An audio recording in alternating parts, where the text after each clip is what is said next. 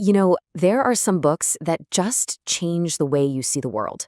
And Viktor Frankl's Man's Search for Meaning is definitely one of them. It's so much more than a story about surviving the absolute horror of a Nazi concentration camp. It's a look inside the human mind, written by a psychiatrist who lived it, trying to figure out the one thing that keeps us going when everything, and I mean everything, is taken away.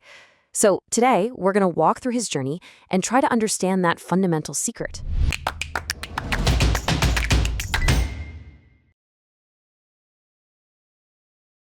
So imagine going to a psychiatrist in your darkest moment, and this is the first thing they ask you. It's a startling question, right?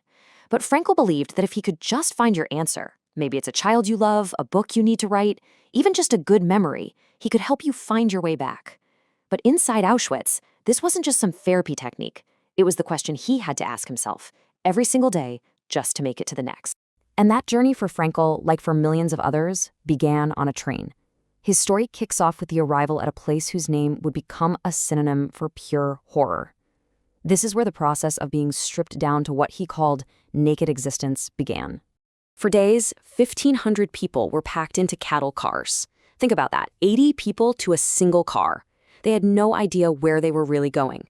They were hoping for a work camp, for forced labor, anything but the worst-case scenario. And then, as the sun came up, they saw it. A single sign. Auschwitz.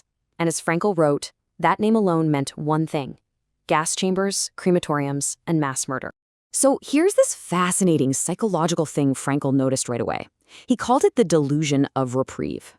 When they arrived, the prisoners saw a few other inmates who looked relatively okay, helping unload the train. And they clung to that sight. Their minds grabbed onto it as a sign, as proof that maybe it wouldn't be so bad after all. It was the brain's first desperate attempt to shield itself from a truth that was just too terrifying to accept.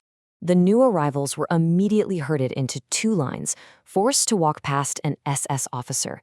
And with just a casual flick of his finger, left or right, he decided their fate, a silent verdict. The prisoners had no clue what it meant. It was only later that night that Frankl found out the horrifying truth. That simple gesture had sentenced about 90% of the people on his train to their immediate deaths. For the few who survived that first selection, the next step was a cold, systematic destruction of their identity. First, all possessions were taken. Frankl tried to hide his life's work, a scientific manuscript, but it was ripped away. Then every single hair on their bodies was shaved off. And finally, their names were gone, replaced by a number tattooed on their skin. The respected psychiatrist, Dr. Viktor Frankl, was gone. In his place was prisoner number 119104. This quote from Frankl just says it all, doesn't it? Everything that made them who they were was gone. All they had left was their bare, naked existence. So Frankl, being a psychiatrist, couldn't help but observe and analyze what was happening to everyone, including himself. He broke down the prisoner's mental journey into 3 distinct phases. And this first one, right after getting to the camp, was all about profound, overwhelming shock. Now here's the crucial thing. Their reactions seemed, totally abnormal. Frankl talks about this grim, dark sense of humor that popped up, a cold, detached curiosity about what would happen next. But he realized this wasn't people going crazy. No, quite the opposite. He understood that an abnormal reaction to a completely and utterly abnormal situation is actually normal behavior. It's the mind putting up a necessary wall. This first phase was also a stunning lesson in just how much the human body can take. Frankl, the doctor, watched everything he learned in medical textbooks get thrown out the window. People were sleeping soundly, crammed 9 to a wooden bunk. Despite the absolute filth, wounds on their hands rarely got infected. They were learning a brutal lesson. A human being can get used to pretty much anything. And while the circumstances are worlds away from anything most of us will ever face, we can recognize that feeling of shock. It's that complete disorientation after a life-shattering event. Getting a scary diagnosis, losing a job out of the blue, a sudden personal tragedy. It's that moment where the world you knew has just vanished, and you're left standing in the ruins of a new, terrifying reality. Okay, so you can't live in that state of shock forever. It's just not sustainable. To survive, day in and day out with that level of horror, the mind has to build a totally different kind of defense. And this leads us right into the second phase, Frankl observed. A deep, profound apathy. Frankl actually described this apathy as a kind of emotional death, and it was absolutely necessary. It was like building a protective shell around your soul. Emotions like disgust, horror, pity, you just couldn't afford to feel them anymore. The constant exposure to suffering was so immense that if you let yourself feel all of it, you would simply break. He gives this one really chilling example. A prisoner could watch another inmate, who had just died, have his shoes or his coat pulled from his still warm body, and feel nothing. No emotional reaction at all. A few weeks before, that sight would have been completely unbearable. But in the camp, it was just another part of the day. So this emotional numbing had a huge side effect. It forced the prisoners' minds to regress to a really primitive level. All their thoughts, their conversations, their dreams, they all revolved around one thing: food. They didn't fantasize about freedom. They fantasized about a piece of bread, a slice of cake, a warm bath. And we even see a version of this today when we're dealing with long-term stress. Our world shrinks, and our focus just becomes about getting through the next hour or the next day. But, and this is maybe the most incredible paradox in the whole book, just as their external world was shrinking down to this primitive state, some prisoners found a way to cultivate an intensely rich spiritual and inner life. They found an escape, not from the camp, but deep within themselves. This was the one thing that could fight back against the apathy. The contrast is just staggering. On the outside, their bodies are stumbling through frozen mud, being screamed at by guards. But on the inside, they could retreat. Frankl talks about having these incredibly vivid, detailed conversations with his wife in his own mind. He found overwhelming beauty in a sunset, which made another prisoner say how beautiful the world could be. It was during one of these brutal marches, stumbling in the dark, that Frankl had a massive revelation. He was thinking about his wife. He didn't even know if she was still alive, and he suddenly understood a fundamental truth. He realized that love is the ultimate, the highest goal a person can aspire to. The salvation of man, he wrote, is through love and in love. Just the thought of his wife, her image in his mind, gave him the strength to keep putting one foot in front of the other. This discovery, this idea that our inner world can save us when our outer world is completely destroyed, it leads to the absolute climax of Frankl's entire philosophy. It's the single most important insight he brought back from the depths of hell. He called it the last of the human freedoms. You'd think that this total external destruction would lead to total internal collapse. But amazingly, it actually led to this incredible internal discovery. Frankl, ever the psychiatrist, started observing everyone around him and himself with this incredible clarity. And he saw something that just shouldn't have been possible. In this absolute hell on earth, where it was every person for themselves, some people were doing these small, unbelievable acts of kindness, sharing their last tiny piece of bread, comforting others. They were choosing to be decent human beings when every single instinct screamed for survival at any cost.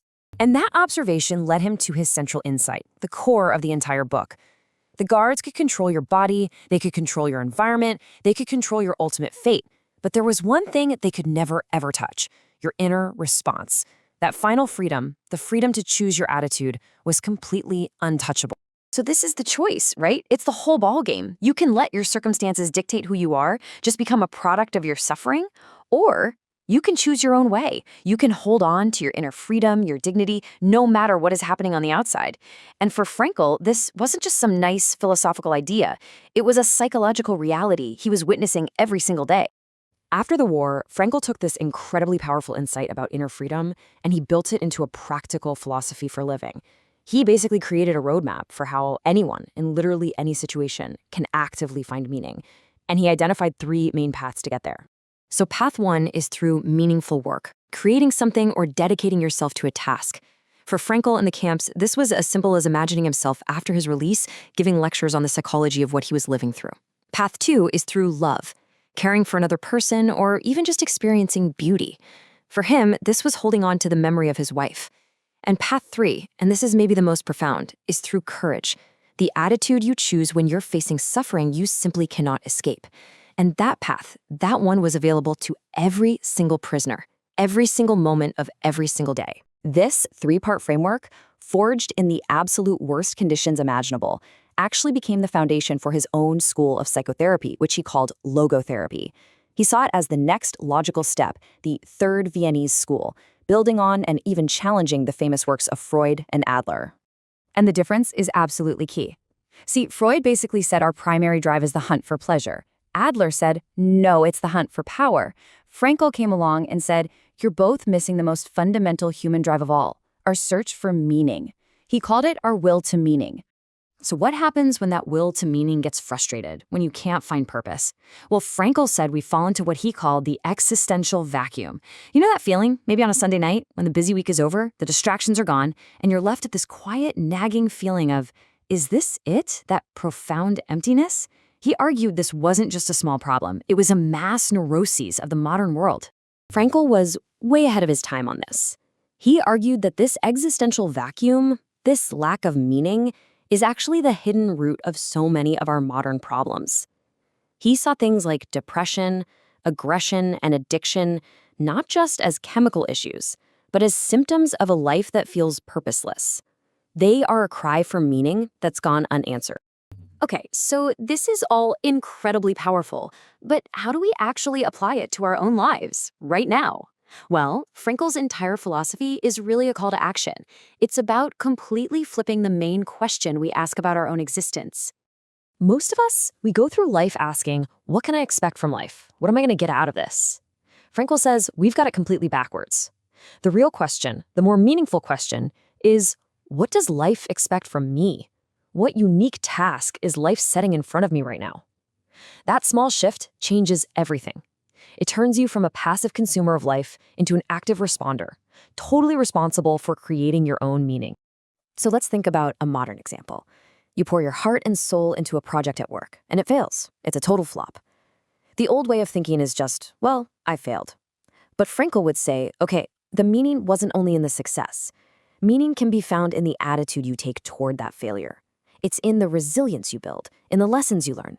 You have the freedom to turn that professional failure into a personal triumph of character. Or think about a personal loss, something we all face. It's what he'd call an unavoidable suffering. We can't change the fact that it happened, but we always have that last human freedom to choose how we respond. We can choose to find meaning in honoring a memory, in supporting others who are going through the same thing, or in just becoming a more compassionate person because of our pain. Frankl called this tragic optimism, the ability to say yes to life in spite of everything. And this really brings us to the final and most crucial takeaway from Frankl's work. The search for meaning isn't about sitting around waiting for some cosmic answer to fall out of the sky. Life itself is asking the question, and it's asking it directly to you. And your answer, well, it isn't given in words. It's given in how you choose to live. A look into man's search for meaning gives you the insight, but the full book gives you the breakthrough. If you're ready to master your own mind, the link is in the description. Share this with someone who is also building their best self. Then like and subscribe to keep gaining clarity. Choose to grow.